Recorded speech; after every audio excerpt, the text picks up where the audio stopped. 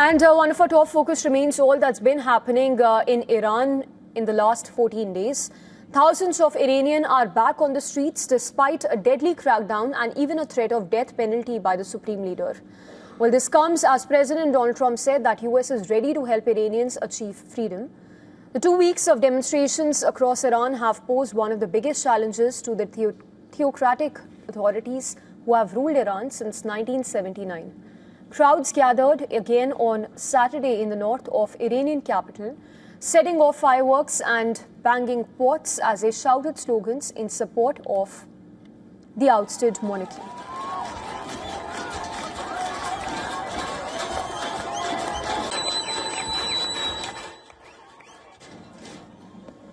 Video shared on social media showed crowds gathered on Punak Square in Tehran, chanting anti-government slogans and "Long live the Shah" slogan, as well as fireworks erupted overhead.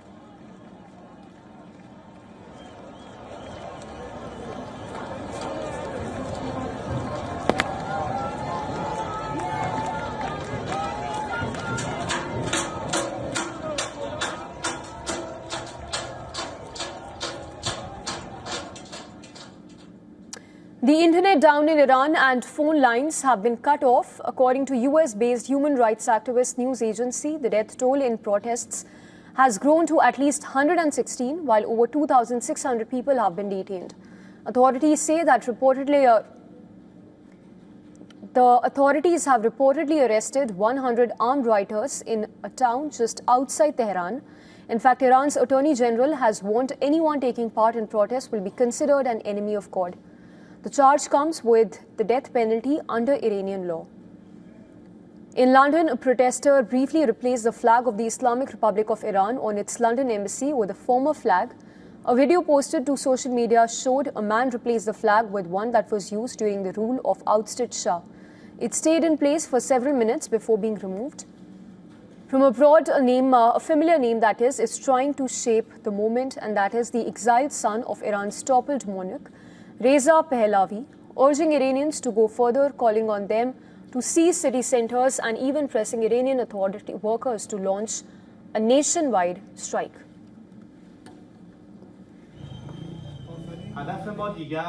Our goal is no longer merely to come to the streets. The goal is to prepare for seizing the centers of cities and holding them. President Donald Trump said on Saturday that his country was ready to help the movement. In fact, a day earlier, he'd even said that Iran was in big trouble. Right, taking on social media, he said that Iran is looking at freedom, perhaps like never before. The US stands ready to help, is what the statement said. Also, a US media report said that officials are mulling how to implement President Trump's warnings. The Wall Street Journal, citing insiders, has reported that the Trump administration is reportedly drawing up preliminary plans on an attack on Iran. While this could include large-scale airstrikes, the report also says that there is no consensus in Washington on a specific course of action by the US yet.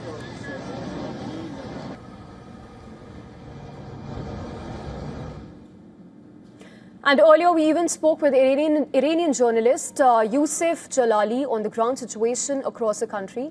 Here's a snippet on what the conversation was. The protests took a real turn on Thursday night after those calls issued by the exiled Iranian Crown Prince Reza Pahlavi, demanding that the Iranians take to the streets and dominate the streets across the country, and also demanding a mass coordinated chants across the country. This mass mobilization led to this increased violence on the streets, and we saw that heavy clashes and confrontations between security forces and Iranian demonstrators on the streets of Tehran and also across the country. Now, we can literally say that the protests are now very much violent and are not limited to certain places or regions. It is now nationwide. 31 provinces are all engaged in and are the scenes of heavy clashes between protesters and security forces. You can see tires torched public property damaged. You can see bus stations set ablaze, or even some police vehicles, firefighting trucks, all blazing on the streets. And this looks very much like a battlefield. And this this of course followed those calls by Reza Pahlavi asking the Iranians to, of course, vent their anger at the Iranian government.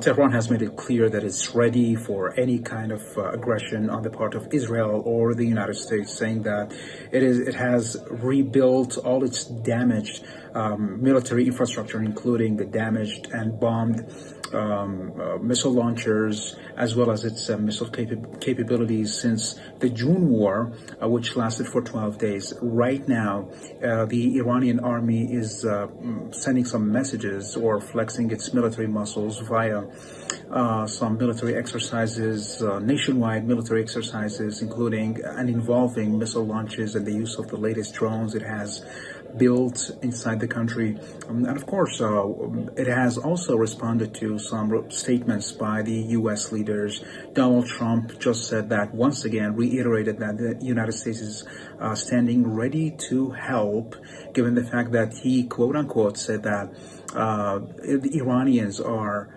entering a freedom state. I'm paraphrasing his statement. So amid these statements by Western leaders, and even Israeli Prime Minister Benjamin Netanyahu says that the Israelis are standing ready to help Iranians, and they're of course standing in solidarity with the Iranian people. So this increases the concerns here inside the Islamic Republic that a military action on the part of the United States or Israel may be imminent. So